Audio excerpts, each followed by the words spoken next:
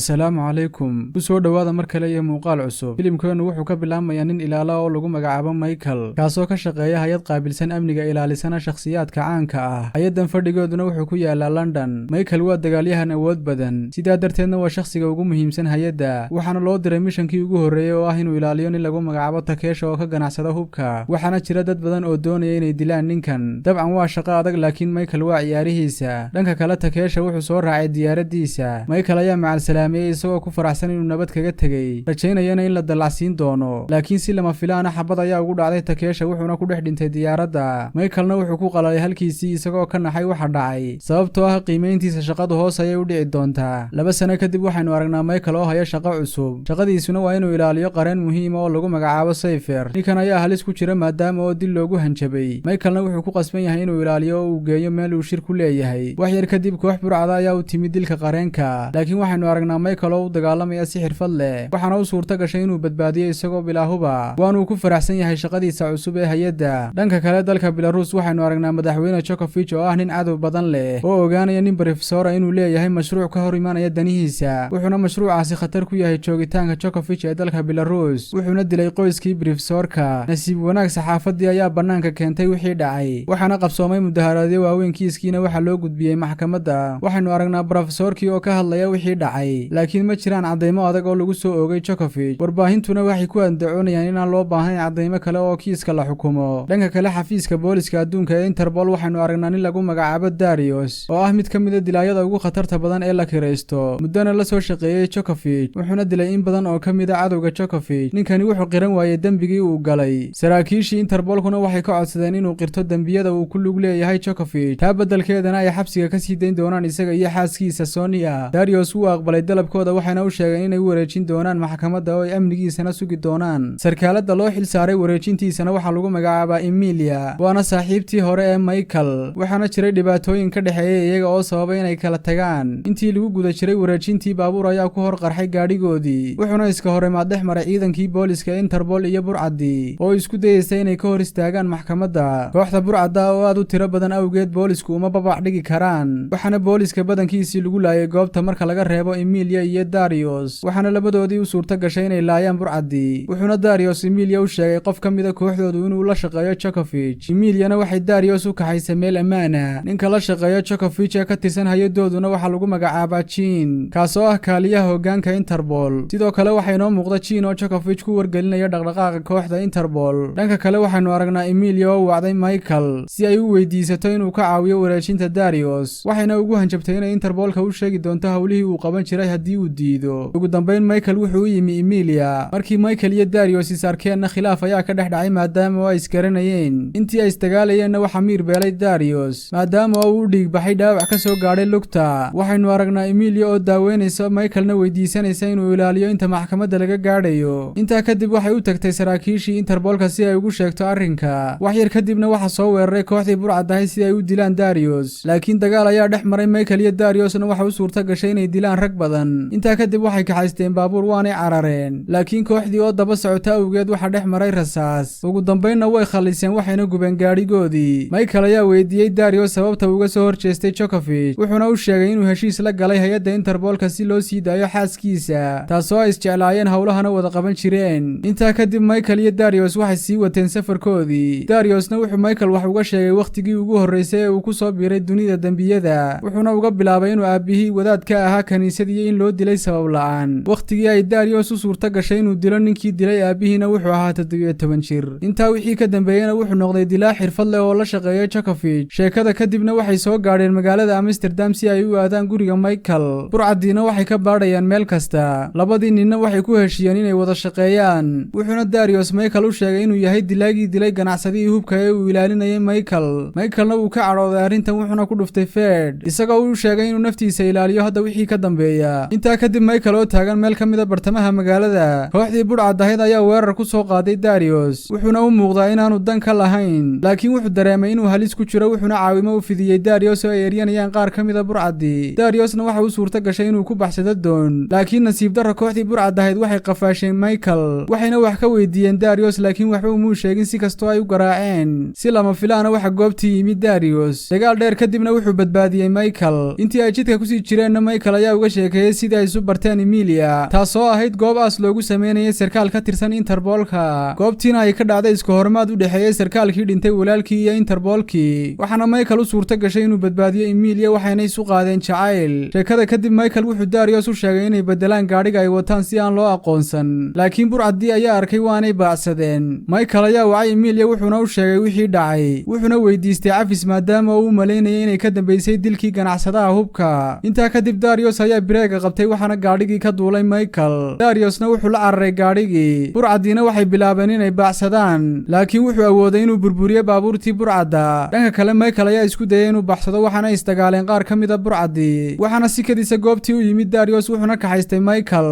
waxay aadeen maxkamadii Dariusna wuxuu qirtay dambigiisii iyo dambiyadii Djokovic wuxuuna tusay dhammaan sawirradii Djokovic uu geystay dilka muwaadiniinta intaa kadib xaakimkii ayaa booliska ka codsaday inay soo qabtaan Djokovic si lama filaana gaadho weyn oo ku socda xawaare sare ayaa ku hor qarxay maxkamadda horteeda waxaanaynu aragnaa Djokovic oo qaatay hubkii booliska doonayana inuu toogto Darius laakiin Michael ayaa badbaadiyay waxaana ku dhacday xabad intaa kadib Djokovic ayaa isku dayay inuu baxsado laakiin waxa daba galay Darius isla waqtiga Emilia ayaa isku dayday inay soo qabato Jean maxaa yeelay wuxuu ahaa qofka kaliya ee gudbinayay sirta Interpolka Jeanna wuxuu ku sigtay inuu dilo Emilia laakiin waxa badbaadiyay Michael dhinaca kale Djokovic wuxuu isku dayay inuu ku baxsado diyaarad laakiin diyaaradii waxa qarxiyay Darius intaa kadibna Djokovic wuxuu ka tuuray dabaqii waanu dhintay dhinaca kale waxa la qaaday Michael maadaama ay xabadi ku dhacday Dariusna Michael wuxuu uga mahad celiyay badbaadinta uu badbaadiyay naftiisa sidoo kale Emilia ayaa u mahad celisay Michael waxaana dib u midoobay Darius iyo xaaskiisii filimkuna wuxuu ku dhamaanayaa halkan haddii ay tahay markii kuugu horeysay aad na soo booqato ballan kanaalka subscribe saar gambaleelkana furo si aad u rukumato ay kuu soo gaadhaan muuqaalada cusub